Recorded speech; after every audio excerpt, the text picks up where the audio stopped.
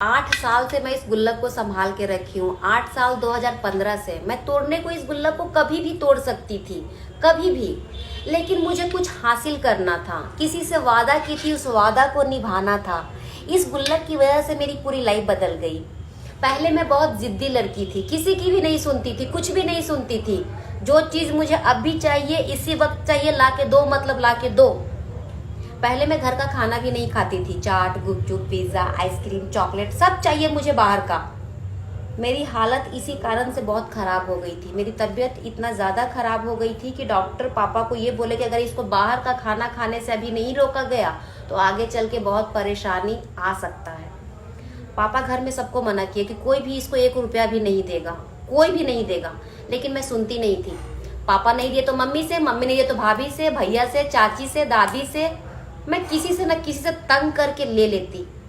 पापा को लगा कि कुछ ना कुछ तो करना पड़ेगा बेटी का, वरना आगे चल के पछतावा के सिवा कुछ नहीं मिलेगा। पापा मार्केट से 2 छोटे छोटे गुल्लक लाए और गुल्लक लाके मुझे और मेरे भाई को रूम में बुलाए और बोले कि इसमें तुम दोनों में से जो पहले पैसा भरेगा उसको इसका डबल मिलेगा, भर के दिखाओ। अगर ये बराबरी किसी और से हो रही होती तो मैं नहीं खेलती, लेकिन मेरा भाई, बचपन में मेरा भाई मेरा जानी दुश्मन था और मुझे अपने भाई से हारना बिल्कुल भी नहीं था, किसी भी कीमत पे नहीं। वो बचपन में मेरा दुश्मन था, अभी नहीं है। तो मैं एक्सेप्ट कर ली कि हाँ मैं खेलूंगी। अब बाहर का खाना पीना सब भूल गई।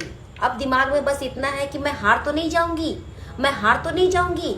अगर मैं हार गई तो मेरा भाई मेरा बहुत मजाक उड़ाएगा, मैं क्या करूंगी फिर, बहुत चिढ़ाएगा मुझे।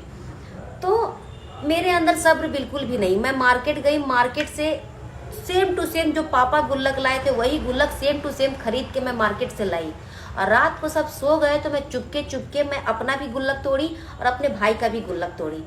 और अपने भाई के गुल्लक से आधा पैसा मैं अपने गुल्लक में ज़्यादा डाल ली। और गलती मेरे से ये हुई कि मैं गुल्लक का जो टुकड़ा होता है उसको फेंकना भूल गई थी। इस कारण से मेरी चोरी पकड़ी गई। पापा फिर से हम दोनों भाई बहन को रूम में बुलाए। मैं चुपचाप मुंह लटका के बैठी हुई थी, डांट तो खाना है, मुंह लटका के बैठी हुई थी। तो पापा को ऐसा लग रहा था उस वक्त कि अब सवाल सिर्फ मेरी बेटी के बाहर के खाने का नहीं है, अब सवाल मेरी बेटी के सब्र का भी है। मेरी बेटी के अंदर सब्र बिल्कुल भी नहीं और इंसान के अंदर सब्र होना बहुत ज़रूरी है। ये सोच के मेरे पापा मुझे डांटे नहीं। मेरे पापा एक गुल्लक लाए, ये वाला गुल्लक, और हम दोनों भाई बहन के सामने 2 गुल्लक रख दिए। और मेरे पापा हम दोनों से एक सवाल किए कि तुम दोनों जब नौकरी करोगे, जब तुम दोनों बड़े हो जाओगे तो तुम लोगों को मंथली पेमेंट कितना चाहिए? तो मेरा भाई बोला इतना। मैं अपने भाई की तरफ देखी और मैं बोली इतना। तो पापा बोले ठीक है, इस गुल्लक को तुम दोनों भरो और ये गुल्लक मेरे ही रूम में रहेगा, तुम लोगों के पास नहीं रहेगा। ये भी एक दिक्कत है, अब इसको कुछ कर नहीं सकते।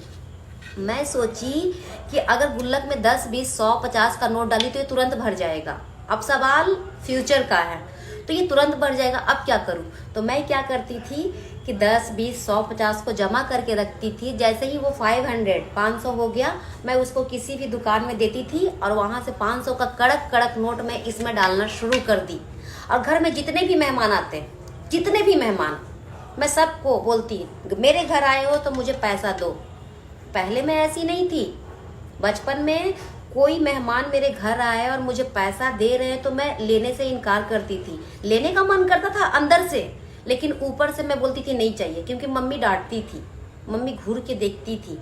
लेकिन अब ऐसा कुछ नहीं था। मम्मी को मालूम था मेरी बेटी बहुत शैतान है, वो किसी की नहीं सुनेगी। और मैं इसमें भरने का पैसा जुनून इतना सवार था कि मैं दिन भर ये सोचती थी मैं इसको भरूं कैसे। इसमें पैसा डाले हुए मात्र 1 महीना हुआ था और खबर ये आया कि नोटबंदी हो गया है, नोटबंदी हो गया है।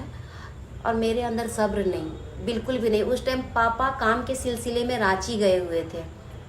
अब मैं क्या करूं, क्योंकि उस टाइम मेरे लिए 2000 20,000 के बराबर था। मैं 12th में थी उस टाइम, उतनी समझ भी नहीं थी। अब पापा कब आएंगे, कब आएंगे? पापा को कम से कम 200 बार कॉल की 3 दिन के अंदर में, मैसेज की, कोई रिप्लाई नहीं। पापा जानबूझ के फ़ोन नहीं उठा रहे, जानबूझ के। 3 दिन बाद पापा आए। पापा का जैसे ही सुनी पापा आए, मैं दौड़ के चिल्ला के गई, पापा, चिल्ला के जैसे ही पापा के पास गई, पापा बोलते श्श्श। पापा मामा जी से बात कर रहे थे। मुझे लगा कि 3 दिन इंतजार की तो 5 मिनट और इंतजार कर लेती हूँ। मैं चुपचाप पापा के साइड में बैठ गई। तो पापा मामा जी को कह रहे थे कि आपने जो जमीन खरीदा है वो लोकेशन मुझे बहुत अच्छा लगा, उसके राइट साइड में एक जमीन और खाली है जो मुझे बहुत पसंद है, उसका रेट पता कीजिए, मुझे खरीदना है। तो मेरे मामा जी थोड़ा एटीट्यूड वाला स्माइल देते हुए बोले, जीजा जी वो ज़मीन खरीदना आपकी बस की बात नहीं है। वो ज़मीन 10-15 लाख में नहीं, आज की डेट में 50 लाख का है, करोड़ों का भी हो सकता है। उसको देखने और उसको खरीदने का सपना मत देखो। ये बात मेरे दिल को लग गया। यहाँ पे मैं मामा जी से झगड़ा कर ली, क्या पैसे वाले हो तो कुछ भी बोलोगे क्या मेरे पापा को? और मैं रोते रोते रूम में चली गई। थोड़े देर बाद पापा रूम में आए और बोले, मामा तेरे सही तो कह रहे थे, मेरे पास कहाँ है इतना पैसा कि मैं खरीद पाऊँ। खैर ये सब छोड़, मुझे पता है कि तुमको गुल्लक तोड़ने की बहुत बेचैनी है, बहुत बेचैनी। लेकिन बेटा जी, आप जिस दिन इस गुल्लक में 500 का नोट डाली थी, उसके 1 महीना पहले से ही मुझे मालूम था कि नोटबंदी होने वाला है। आज आप मुझसे एक वादा कीजिए कि आप इस गुल्लक को 2 शर्त पे तोड़ोगे। पहला, जब तक कि मैं ऑर्डर ना दूं तोड़ने का, और दूसरा, जिस दिन आप मेरी पसंद की चीज खरीदना शुरू करोगे जो मैं नहीं खरीद पाया, उस दिन इस गुल्लक को तोड़ देना। उसके 1 साल बाद, 2017 में मेरे पापा इस दुनिया में नहीं रहे। पापा के देहांत होने के बाद मेरी पूरी फैमिली टूट गया, एकदम बिखर गए थे हम लोगों की लाइफ में कुछ बचा ही नहीं था, कुछ भी नहीं। हम लोग ना आगे बढ़ रहे थे ना पीछे घट रहे थे, बस लाइफ एकदम थम सी गई थी। अब पापा तो है नहीं कि इस गुल्लक को ऑर्डर देंगे तोड़ने को, तो दूसरा ऑप्शन था कि लाइफ में मेहनत करूं। और लाइफ में मैं दौड़ना शुरू की, मेहनत करना शुरू की, और आज मैं ये पेपर उसी ज़मीन का है जिसे मेरे पापा खरीदना चाहते थे।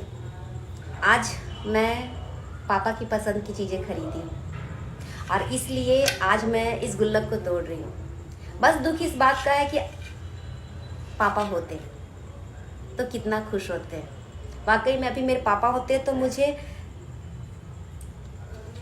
खैर, लेकिन मैं एक बात कहूँगी कि इंसान की लाइफ में सब्र बहुत ज़रूरी है, बहुत ज़रूरी है।